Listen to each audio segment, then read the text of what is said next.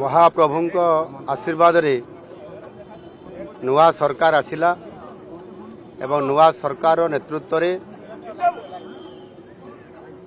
नुआ ओडिशा गठन करिवा पई समृद्ध ओडिशा गठन करिवा पई लोकंकर सरकार विगत 100 दिन हला आज 100 दिन पूरिला ये 100 दिन रे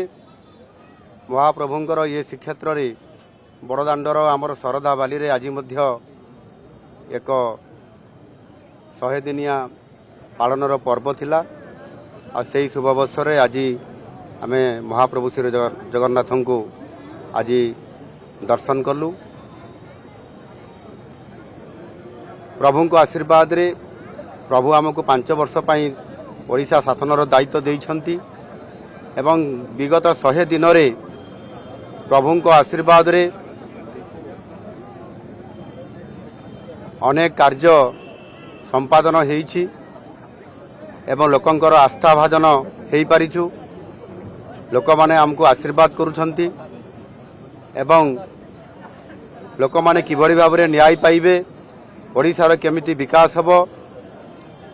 एवं आगामी 5 वर्ष रे नुआ ओडिशा गठन करिवार एवं समृद्ध ओडिशा गठन करिवार जो विकासर रास्ता बाहरी ताहा आगेइबो सेति पय महाप्रभु को निकट रे प्रार्थना करिछु।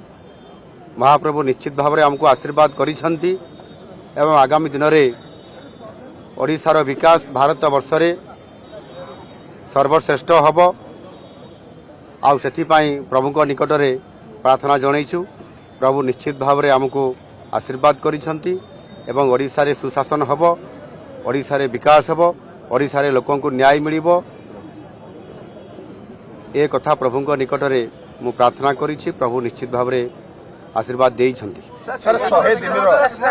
दिन आपनकर इस्ताहार जहा थिला ता भितर निश्चित भाव में किछि आपन प्रतिश्रुति पालन करिसंती आगामी 1000 दिन पय आपन आगामी दिन पय कोन वर्तमान